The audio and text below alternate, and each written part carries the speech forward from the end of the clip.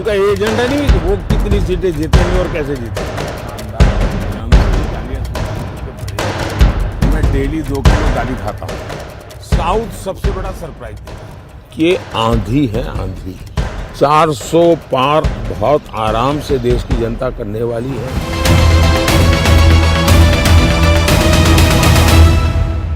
नमस्कार व्यूअर्स, मैं हूं अमीश देवगन और मेरे साथ इस चुनावी सीजन का सबसे बड़ा, जिसे कहते हैं सबसे बड़े मेहमान है, यानी एक मेगा एक्सक्लूसिव इंटरव्यू देने के लिए हमारे साथ प्रधानमंत्री नरेंद्र मोदी इस समय मौजूद हैं।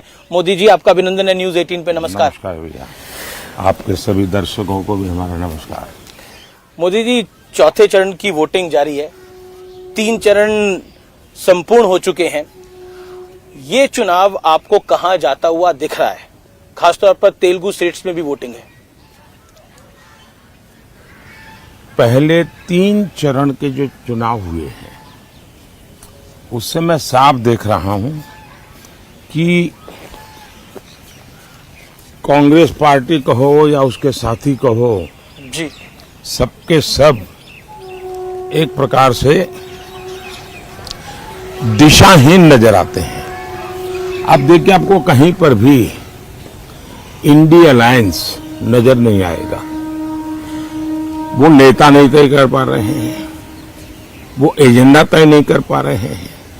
उनको लगता है कि मोदी का घोर विरोध, मोदी को गाली गलौज जी, उसी से उनका काम चल जाएगा और वो उसी के आधार पर जी, चुनाव जीतना चाहते हैं। देश, इतना बड़ा देश, जी, आज खास करके जो नौजवान मतदाता है जी, वो ये हमेशा सोचता है कि भाई आखिरकार इतने बड़ा देश, इतनी विविधताएं, ऐसा कौन नेता है जी, जो इसको संभाल पाएगा?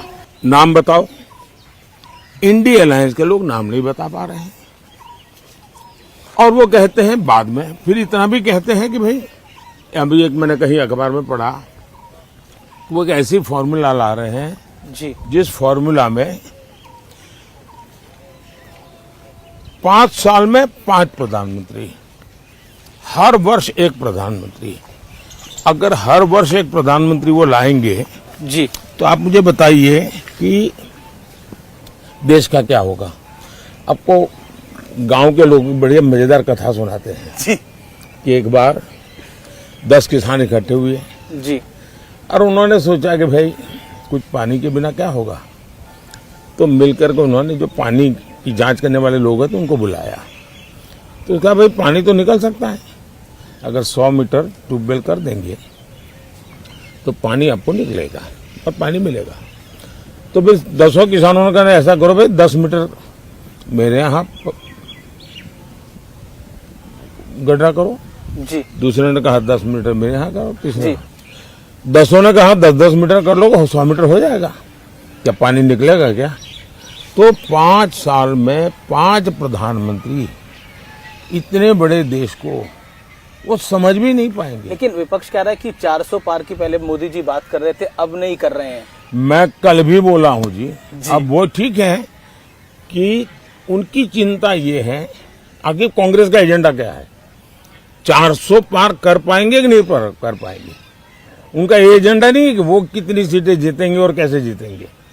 मैंने करीब करीब हिंदुस्तान के एक 3-4 राज्य बाकी है, सभी राज्यों का भ्रमण किया है और सभी राज्यों के भ्रमण से मैं देख रहा हूं कि ये आंधी है, आंधी, बड़ी आंधी। और 2019 से बड़ी वाली आंधी। 400 पार बहुत आराम से देश की जनता करने वाली है। विपक्ष 19 से 24 में विपक्ष के नाते भी विफल गया है। जो लोग विपक्ष के नाते भी विफल गए हो जी, उनको इतना बड़े देश का कारोबार कौन देगा? लेकिन एक सवाल मन में आता है कि बीजेपी ने 2019 के अंदर 303 सीटें अपने दम पर पाई। हिंदी भाषी राज्यों में एक तरह से बहुत बड़ी सीटें भारतीय जनता पार्टी को मिली, लेकिन इस बार क्या वो रिपीट हो पाएगा? और आप देखिए जी, भारतीय जनता पार्टी, जो आप इतनी पुरानी सोच के साथ बैठे हुए हो, गोवा, जी, ये क्या हिंदी भाषी है क्या? गुजरात हिंदी भाषी है क्या? महाराष्ट्र हिंदी भाषी है क्या? असम हिंदी भाषी है क्या? बंगाल हिंदी भाषी है क्या? कर्नाटक हिंदी भाषी है क्या?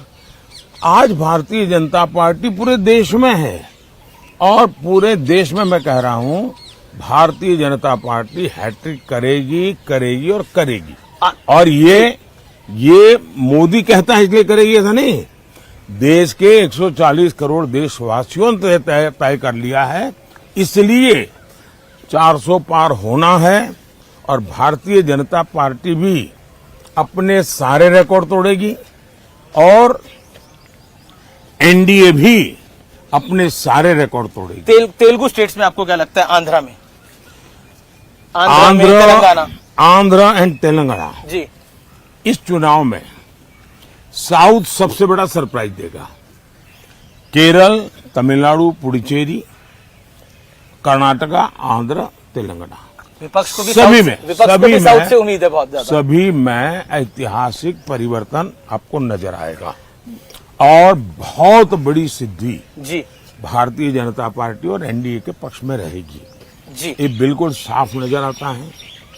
और मैं मानता हूं जी कि तेलंगाना क्लीन स्वीप करेगा। जिन राज्यों में राज्यों के चुनाव है वहां भी जहां भारतीय जनता पार्टी है वो रिपीट करेगी, जहां एनडीए है वो नई सरकार बनेगी। और इसलिए इन सभी राज्यों में जी सरकार बनना तय है। आंध्र तेलंगाना में भी क्लीन स्वीप होने वाला है।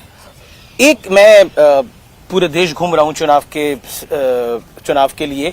एक चीज मैंने देखी, इस चुनाव में नैरेटिव बार बार बदले। पहले नैरेटिव आया रिजर्वेशन का, फिर आया नैरेटिव की बीजेपी के लीडर्स के फेक वीडियो चलाए गए। नैरेटिव बार बार बदल रहे हैं, कैसे देखते हैं आप इसको? इसको आप नैरेटिव नहीं कह सकते हैं। चुनाव का नैरेटिव एक ही है और वो है फिर से एक बार मोदी सरकार। जी, चुनाव मोदी का फैक्टर है इस चुनाव का। चुनाव का नैरेटिव एक ही है, अब की बार 400 पार।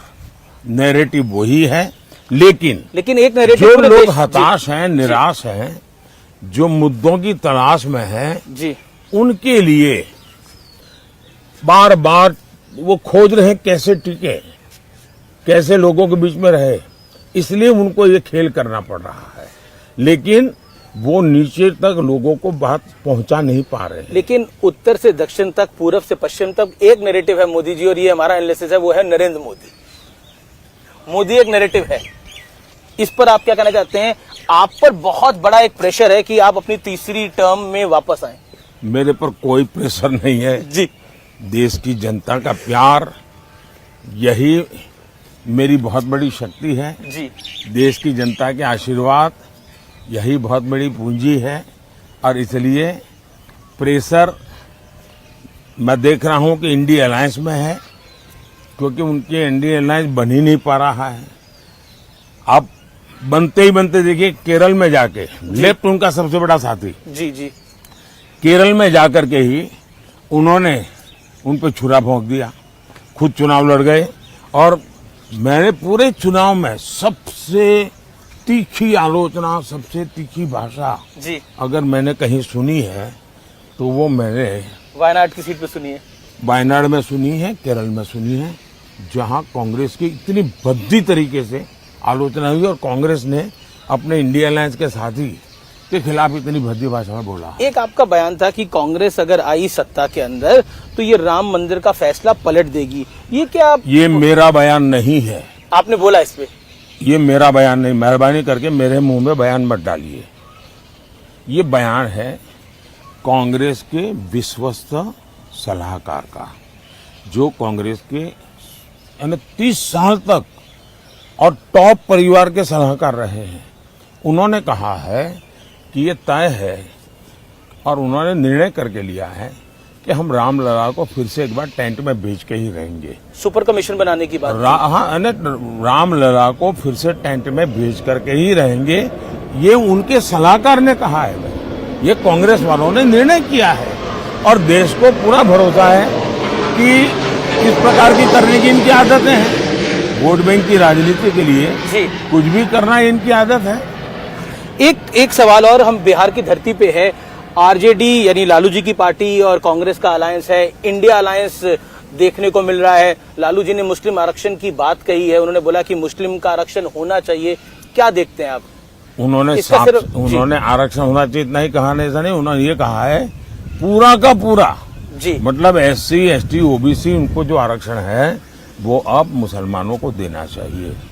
और संविधान सभा ने गंभीर चर्चा करके तय किया था कि इस देश में धर्म के आधार पर आरक्षण नहीं होना चाहिए। बाबा साहब अम्बेडकर के भी विचार बहुत स्पष्ट रहे हैं कि धर्म के आधार पर आरक्षण नहीं होना चाहिए।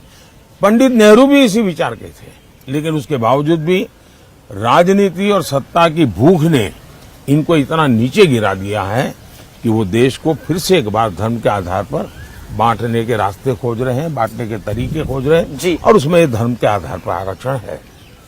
पाकिस्तान का मुद्दा एक बार फिर चुनाव के अंदर आ गया है। तेलंगाना के सीएम है रेवंत रेड्डी, उन्होंने सर्जिकल स्ट्राइक हुआ था नहीं हुआ था वो पूछ रहे हैं। कांग्रेस पार्टी एक ऐसी पार्टी है जिसको देश की सेना के प्रति नफरत का भाव पड़ा हुआ है और इसलिए देश के सेना नायक को उन्होंने एक बार जी गली का गुंडा कहा था। जिनकी भारत की सेना के प्रति ये भाव होंगे उनसे आप कैसे अपेक्षा कर सकते हो? पाकिस्तान भी सर्जिकल स्ट्राइक नहीं हुए ऐसा कहता नहीं है, पाकिस्तान भी नहीं कहता है।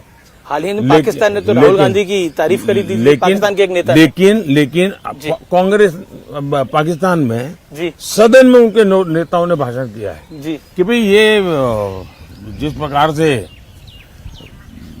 सर्जिकल स्ट्राइक करके जाते हैं, एयर स्ट्राइक करके जाते हैं और हम हाथ से हाथ जोड़ करके बैठे रहते हैं, ये उनके भाषण है वहां के। अगर हमारी बात नहीं माननी है, हमारी देश की सेना की बात नहीं माननी है जी। तो वो अपने मित्र पाकिस्तान के लोगों की बात तो सुन ले, उनको तो मान ले।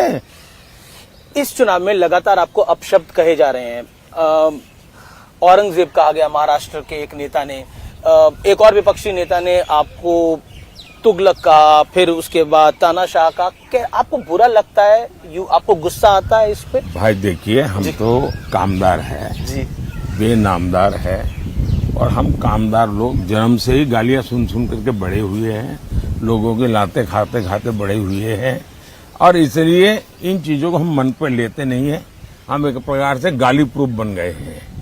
और मैं तो कहता हूँ, लोग मुझे कभी पूछते मोदी जी आपकी इतनी बड़ी एनर्जी का रहस्य क्या है, तो मैं कभी मजाक में कहता हूँ कि मैं डेली 2 किलो गाली खाता हूँ जी, और उसी से मुझे ऊर्जा मिलती है।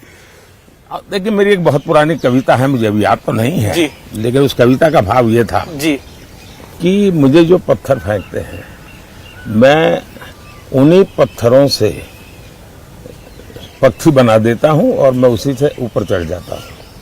और दूसरा मैं कहता हूं कि जितनी गंध उछालेंगे, जितना कीचड़ उछालेंगे जी। कमल उतना ही ज्यादा खिलेगा।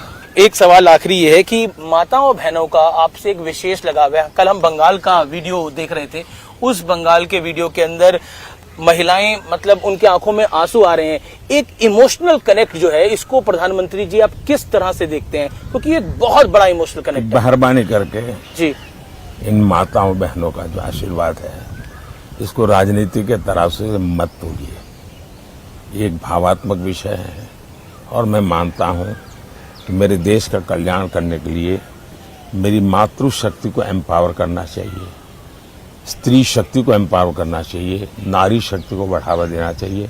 तो मैं एक बड़ी श्रद्धा से, एक पूजा भाव से काम कर रहा हूं।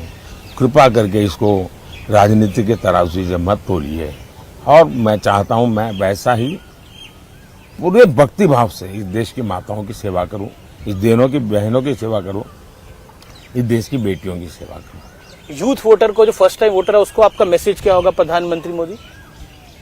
मेरा उनके लिए कोई मैसेज नहीं है, मुझे तो देश के युवा का मैसेज चाहिए। मैं देश के युवाओं की इच्छा आकांक्षा के अनुसार चलना चाहता हूं। फर्स्ट टाइम वोटर क्यों वोट करे? मैं फर्स्ट टाइम वोटर की इच्छा अनुसार देश बनाना चाहता हूं। हमने अभी जो 2047 का विजन बनाया करीब 35 लाख नौजवानों से मैंने फीडबैक लिया है और मैं अभी 100 दिन का कार्यक्रम बनाया है। जी मैं अभी सोच रहा हूं कि मैं 125 दिन का बनाऊं और मैं 25 दिन जो है उसके लिए देश के युवाओं को पूछने वाला हूं। ये 25 दिन के लिए उनके क्या सुझाव है, कौन से काम मैं पहले करूं। तो मैं इस प्रकार से देश के युवकों को उनकी आशा आकांक्षा के अनुसार देश चलाना जेनजी चाहता हूं। जनरेशन आपसे पूछना चाहती है, आपका कोई बेस्ट फ्रेंड है? नरेंद्र मोदी का कोई बेस्ट फ्रेंड है? BFF, best friend for ever. मतलब क्या मतलब होता आपका है? कोई खास दोस्त है जिसके साथ आप दिल की बात करते हैं? ऐसा है, मैं देश के 140 करोड़ देशवासियों से दिल की ही बात करता हूं जी। मैं तो जीता हूं दिल के संबंधों से। जी बहुत बहुत धन्यवाद। धन्यवाद प्रधानमंत्री जी, नमस्कार। आपने हमें समय दिया नमस्कार जी। और आप 100 से ज्यादा रैली और रोड शो कर चुके हैं। इतनी ऊर्जा आप कहां से लेकर आते हैं? धन्यवाद जी। धन्यवाद प्रधानमंत्री मोदी।